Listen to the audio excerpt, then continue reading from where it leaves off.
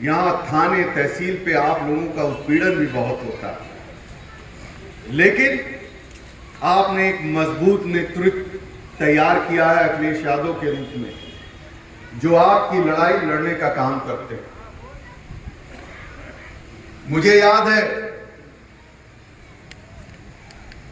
कि चेयरमैन साहब हाजी मजीद भाई बैठे हुए हैं, ये और माननीय विधायक जी, यहां समस्याएं चल रही थी अभी 6-7-8 महीने पहले। अगर यहां बैठे होंगे हमारे कुरैशी भाई तो जानते होंगे कि कितनी उनको दिक्कतें परेशानियां हो रही थी। और आदरणीय विधायक जी का फोन आया, कहा कि इन लोगों का उत्पीड़न हो रहा है और हमें और आपको चलना है, बात करनी है। चेयरमैन साहब थे, तमाम वो साथी थे, हम लोग साथ जाकर वहां बात किया गया अधिकारियों से कि बेवजह इन लोगों को परेशान ना किया जाए, पीड़ित ना किया जाए, इनको तंग ना किया जाए। आपके बीच में तमाम लोग घूमते रहते हैं और आप जानते भी हैं, अभी 2 दिन पहले अखबार में आया, खबर आई कि बहुजन समाज पार्टी की राष्ट्रीय अध्यक्ष ने उनके कोऑर्डिनेटर मुनकाद अली को हटा दिया। हटाया किस लिए? क्योंकि कलेक्शन अब की अच्छा नहीं कर पाते। वहां पे सेल्समैन तैयार किए जाते हैं और समाजवादी पार्टी में लीडर तैयार किया जाता है, जो आपकी लड़ाई सड़क से लेकर सदन तक लड़ता है। और यहां पर तमाम ऐसे लोग भी मैदान में हैं,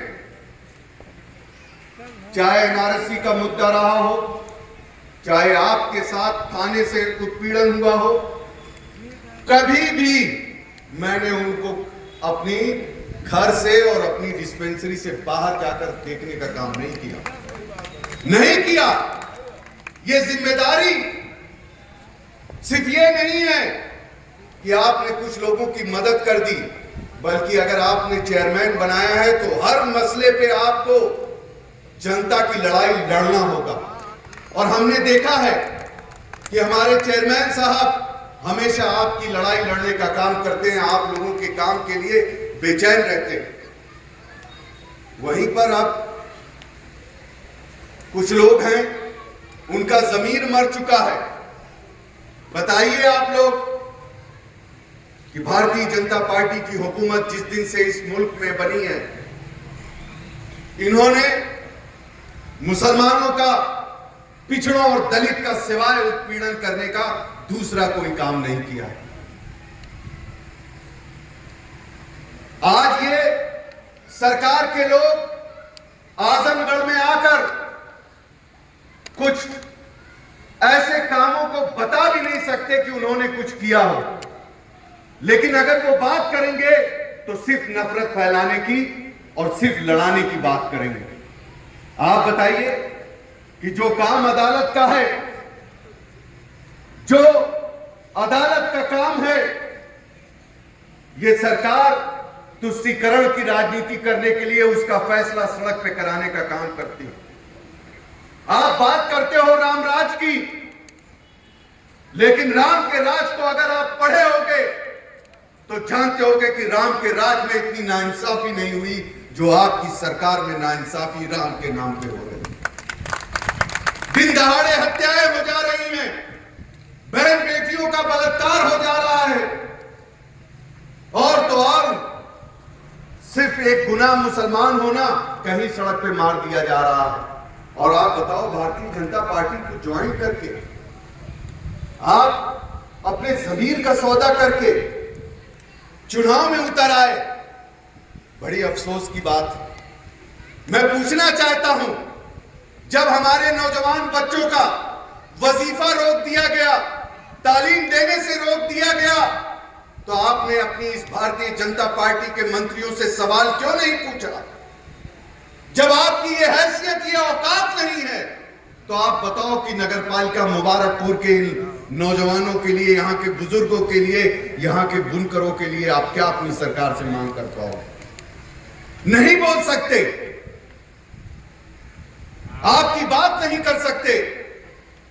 इसलिए हम आपसे कहना चाहते हैं कि आपको, हमको पूरी मेहनत से लगकर अपने बूथ को जिताने का काम करना। समाजवादी पार्टी ने मुबारकपुर में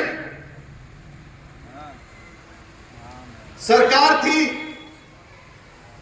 बदकिस्मती से विधायक नहीं बन पाए, लेकिन उसके बाद भी अखिलेश भाई आप लोगों के साथ चलकर जितना काम समाजवादी सरकार में मुबारकपुर में कराने का काम किया, कोई मौजूदा सरकार में करा के दिखा दे। ये विधायक नहीं थे तब भी, और जो लोग विधायक थे उन्होंने सिर्फ काम क्या किया,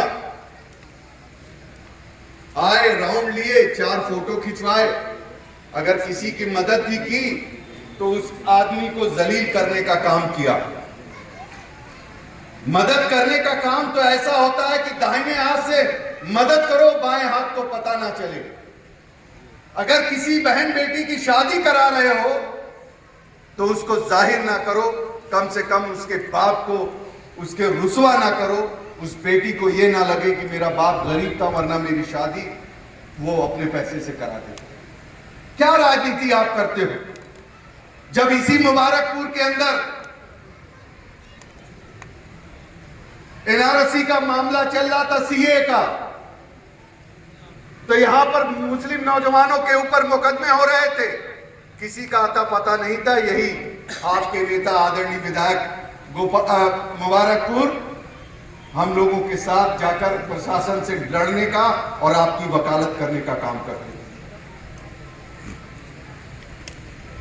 हैं। ऐसा आदमी चाहिए जो आपकी लड़ाई लड़ सके, जो आपको